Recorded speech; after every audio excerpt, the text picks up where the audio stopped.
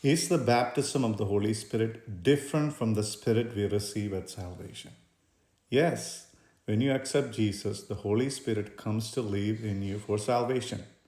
Romans 8, verse 9 says, if anyone does not have the Spirit of Christ, they do not belong to Christ. But baptism of the Holy Spirit is a greater empowerment for service and witness. Acts chapter 1, verse 5 and verse 8, Jesus said, John baptized with water, but in a few days you will be baptized with Holy Spirit.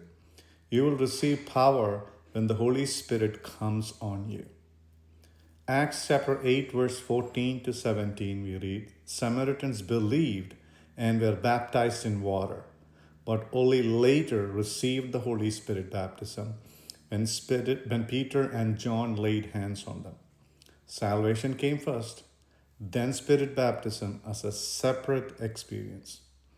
Speaking in tongues is the consistent evidence. In Acts chapter 2, verse 4, we read, all of them were filled with the Holy Spirit and began to speak in other tongues.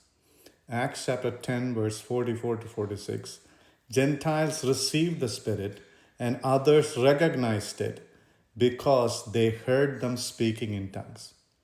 Tongues are both known and unknown languages.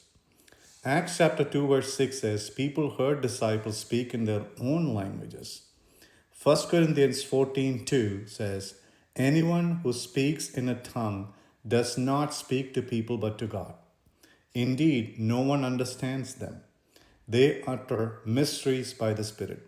That means tongues can be languages of earth or heavenly languages unknown to mankind. So, yes, receiving the Spirit for salvation and the baptism of the Spirit are two different levels. And tongues include heavenly languages no man can understand. Jude 20 says, but you, dear friends, by building yourself up in your most holy faith and praying in the Holy Spirit. Salvation equals Spirit within.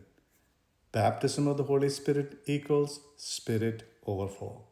God bless you.